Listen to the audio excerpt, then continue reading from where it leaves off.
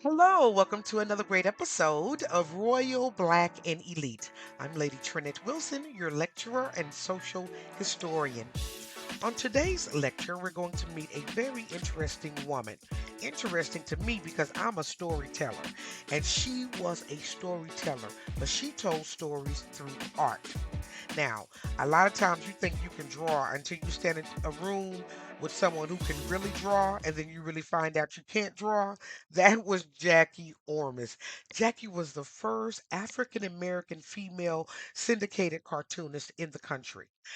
Was known for her comic strip, Torchy Brown, and she was also known for a cartoon panel called the Patty Joy and Ginger. So that was later turned into a doll. So I thank you for joining me today. I hope you enjoyed today's lecture, and I think you're going to find her very interesting.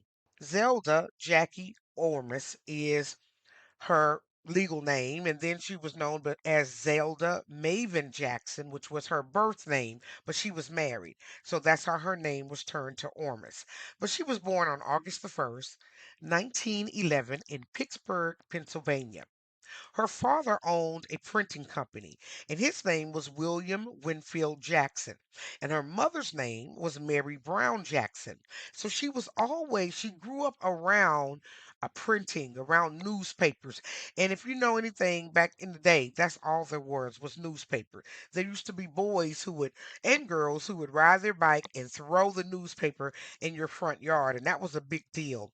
And the Sunday newspaper, oh, that was just the holy grail because it had the magazine in there that would tell you what was going to be on TV. So the TV guide, it had all the sales in there, all the stories. So the newspaper was super thick on Sunday. So newspapers were a big deal back then. And part of those newspapers were comic strips. And a lot of times, stories of today would be told through these comic strips. So heavy social issues that were occurring then would be told through these comic strips. So, can you imagine a black woman during that time telling these stories through art? And I just love artists. They're so creative, and she was so creative. She experienced, sadly, tragedy, however, in her young life when she was only 6 years old, because in 1917, her wonderful dad, who had raised her, loved her mom, and her sister was named Dolores, he was unalived in a car accident. So she and her older sister had to go live with an aunt and uncle for a while. But eventually the family was reunited with her mom and they moved to a place called Magnolia, Pennsylvania. And that's where she grew up. It was a suburb. So she said it was pretty much laid back and she grew up very normally as a teen. Her artistic abilities were already coming out really early on. In high school, she was the art director for the yearbook from 1929 through 1930, and she graduated in 1930. She took the teachers and the students and she created cartoon characters out of them. So here we see her first gift for writing and her talent for drawing. And then she was so bold that she wrote the biggest black newspaper at the time there in Pittsburgh. It was called the Pittsburgh Carrier. And she wrote the editor. His name was Robert Van. And this started over a 15-year relationship with the newspaper. She was a writer and an editor. She began as a proofreader. So her career started by her assertiveness. Can you imagine in high school just writing the editor and saying, "Hey, I want to draw a comic strip or I want to write for your newspaper." And right, she did when even before she graduated from high school, she started by covering sports stories. And that began her long love for sports. So she did a whole lot of articles on that. Now, in 1931, she was married.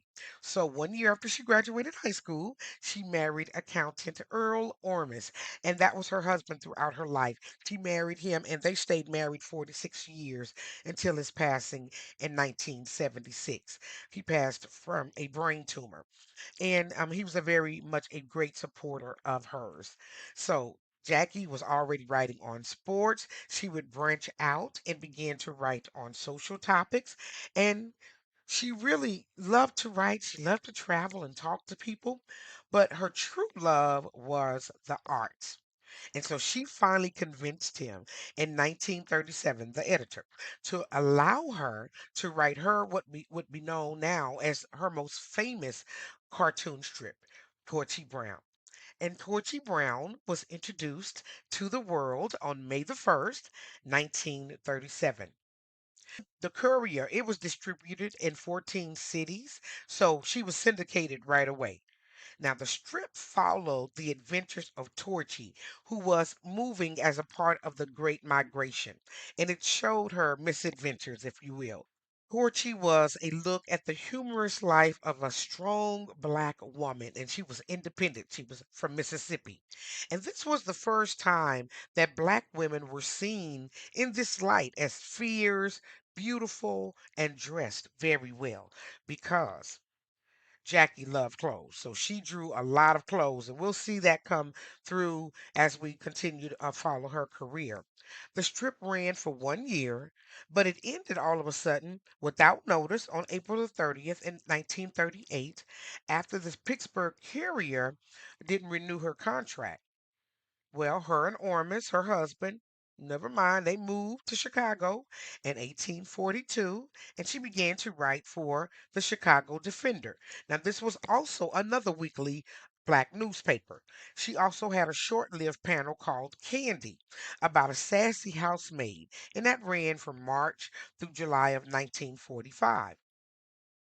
Now, the Courier finally worked things out with Ormus. They didn't want all of her talent going to their competition.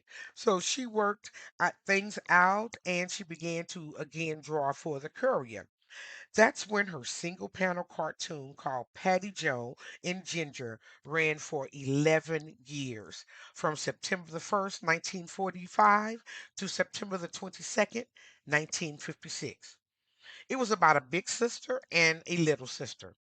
She was doing so well that in August 19th, 1950, the Courier became an 8-page color comic insert where Ormus revived Torchy, and it was called Torchy in the Heartbeats.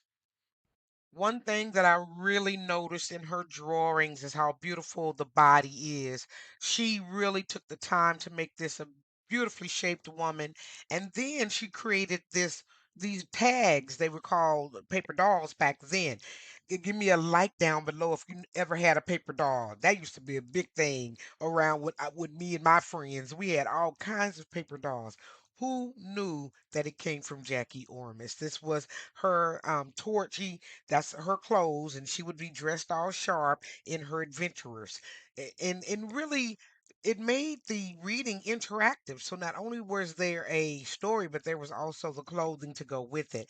And not only that, you saw her with men. You saw her being fierce. So she really, Porgy was someone that she really brought alive. And I thought it really neat that I never heard of this before, and that these clothes, these dog clothes, it just really sparks a nostalgia in me. Now, not only did she do the doll clothes, but she also made her doll a actual doll. So Orma's vision did not stop there. In 1947, Patty Joe became an actual doll. She partnered with the Terry Lee Doll Company, and Patty Joe was the first African American doll with an extensive wardrobe. Now, if you are a doll collector, this is a must get.